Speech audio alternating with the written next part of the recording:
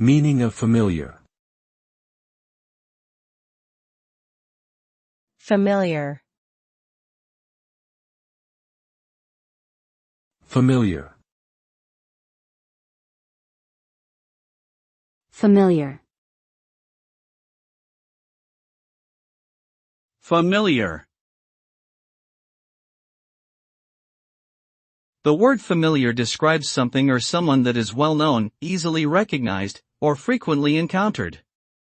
It can also refer to a friendly or informal relationship between people. The familiarity of a person or thing can create a sense of comfort or ease in a particular context, but it can also lead to taking that person or thing for granted.